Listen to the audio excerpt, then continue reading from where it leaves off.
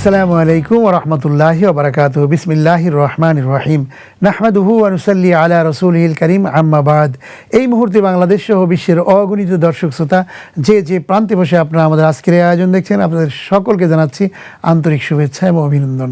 আল্লাহ তাআলার দরবারে শুকরিয়া আদায় করি, আলহামদুলিল্লাহ।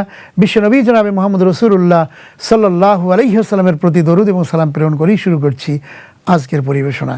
আজকে আমরা আলোচনা করব এই পবিত্র রমজানুল মুবারক আল্লাহ রাব্বুল আলামিন আমাদের জন্য দিয়েছেন।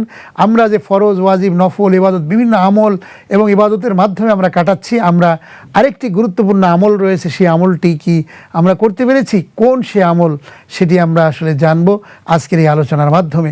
সে আমলটি হচ্ছে, আমরা জানবো দাওয়াতে দ্বীনের মাস মাহে রমজান। দাওয়াতে দ্বীনটা কি, এই জিনিসটি আমাদেরকে জানতে হবে এবং এটি আমল আমাদেরকে করতে হবে।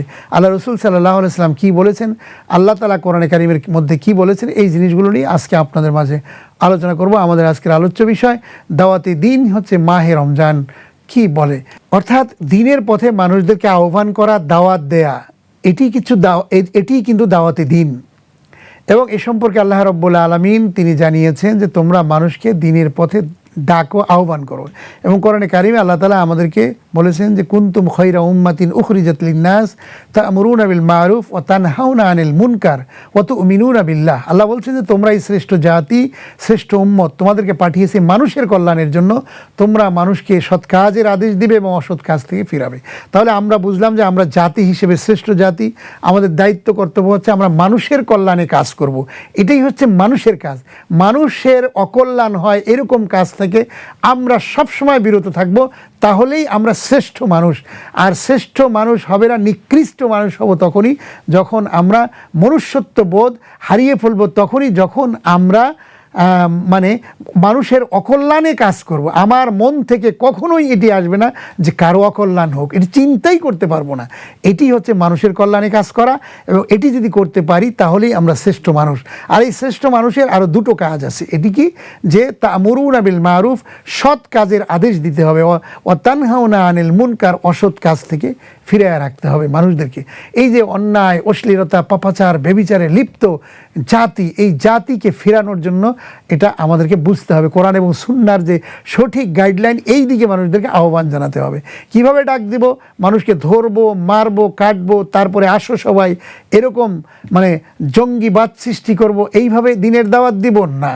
মানুষকে দাওয়াত দিতে হবে কিভাবে, সেটা আল্লাহ তাআলা কোরআনে কারিমের মধ্যে জানিয়েছেন যে উদউ ইলা সাবিলি রাব্বিকা বিল হিকমাতি ওয়াল মাউইজাতিল হাসানা।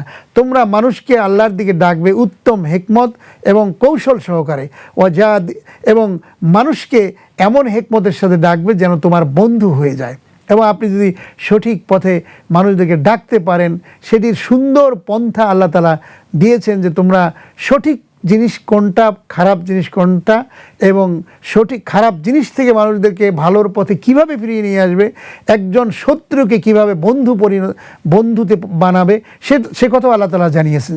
তিনি বলেছেন যে ওয়ালা তাস্তাবিল হাসানাতু ওয়ালা সাইয়্যিআহ ইদফা বিল্লাতী হিয়া আহসান ফাইদাল্লাযী বাইনাকা ওয়া বাইনাহু আদাওয়াতুন কাআন্নাহু ওয়ালিয়্যুন হামীম। ভালো মন্দ কখনো সমান হতে পারে না। মন্দকে প্রতিহত করো ভালো দিয়ে, দেখবে তোমার সাথে যার শত্রুতা ছিল সে তোমার বন্ধুতে পরিণত হয়ে গেছে। আল্লাহ তাআলা দেখেন, আল্লাহ তাআলা কোরআনে কারিমে আরও বলেছেন যে ওমান আহসানু কাওলাম মিম্মান দাআ ইলাল্লাহি ওয়া আমিলা সালিহান ওয়া ক্বালা ইন্নানী মিনাল মুসলিমিন। ওই ব্যক্তির কথার চেয়ে আর কার কথা উত্তম হতে পারে, যে ব্যক্তি আল্লাহর দিকে মানুষদেরকে ডাকে, আহ্বান করে এবং নিজে ঘোষণা দেয় আমি একজন মুসলিম। প্রিয় বন্ধুগণ, আমরা আল্লাহর কাছে ডাকার জন্য, আহ্বান করার জন্য আমাদের যে দুনিয়ার যে অন্যান্য কাজগুলো রয়েছে, এই কাজগুলোর মধ্যে এই আল্লাহর পথে, আল্লাহর দ্বীনের পথে মানুষদেরকে ডাকা, এটিও কিন্তু একটা ফরজের মতো দায়িত্ব কর্তব্য। সে কথাই কিন্তু আল্লাহ তাআলা বলেছেন অনেকগুলো আয়াতে। এবং অসংখ্য নবী এবং রসুলরা যারা এই পৃথিবীতে এসেছেন যুগে যুগে, তারা সবাই কিন্তু দাওয়াত দিয়েছেন এক আল্লাহর দিকে, এবং মানুষদেরকে এটা বোঝাবার জন্য যে দুনিয়ার সমস্ত কিছুকে ছেড়ে দাও, দুনিয়ার কোনো উলুহিয়াতের একমাত্র মালিক আল্লাহ, এক আল্লাহকে স্বীকার করো এবং আল্লাহকে তোমরা ডাক দাও। এভাবে যদি ডাকতে পারো তাহলেই কিন্তু এটি করাটা শুধু নামাজ, রোজা, হজ, যাকাত, তাসবিহ, তাহলিল এগুলো করলেই কিন্তু আল্লাহর কাছে দায়িত্ব পালন করা হবে না। এজন্যই বলা হয়েছে যে তোমরা আল্লাহর পথে, আল্লাহর দ্বীনের পথে ডাকো। আন হুযায়ফা রাদিয়াল্লাহু আনহু ক্বাল ক্বাল রাসূলুল্লাহ সাল্লাল্লাহু আলাইহি ওয়াসাল্লাম قال والذي نفسي بيده لتأمرن بالمعروف وتنهون عن المنكر أو لا يوشكن الله أن يبعث عليكم عذابا من عنده ثم لا تدعونه ولا يستجاب لكم। আল্লাহ রাসূল বলেন যে তোমরা নিশ্চয়ই তোমরা মানুষকে সৎ কাজের আদেশ দিবে এবং অবশ্যই তোমরা অসৎ কাজ থেকে মানুষদেরকে ফিরিয়ে রাখবে।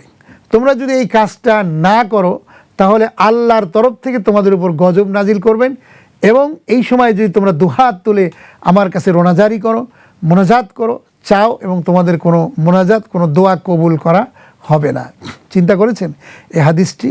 উপলব্ধি করুন না একটু, যে আমরা যদি অনেক আমল করি, কাজ করি, যদি অন্যদেরকে ইসলামের দিকে আহ্বান না করি তাহলে আমাদের জন্য কঠিন ভয়াবহ শাস্তির কথা রয়েছে।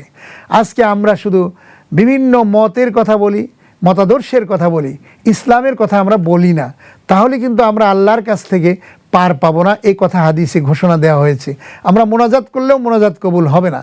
প্রিয় বন্ধুগণ, আসুন আমরা সবাই আল্লাহকে আমরা রব হিসেবে ঘোষণা দেই এবং আল্লাহর দিকে মানুষদেরকে আহ্বান করি। আমাদের পাড়া, পরিবার, প্রতিবেশী সকলদেরকে আমরা আল্লাহর দিকে ডাকবো যে তোমরা সবাই আল্লাহর দিকে আসো। কেউ গ্রহণ করুক আর না করুক, আমাদের আহ্বান থাকবে সত্যের পথে, সুন্দরের পথে, ইসলামের পথে। আসুন আমরা সেই দিকে এগিয়ে যাই। আল্লাহ তাআলা আমাদের সবাইকে কবুল করুক, সেই প্রত্যাশায় আজকের মতো অনুষ্ঠান শেষ করছি। আগামী অনুষ্ঠান দেখার আমন্ত্রণ জানাচ্ছি।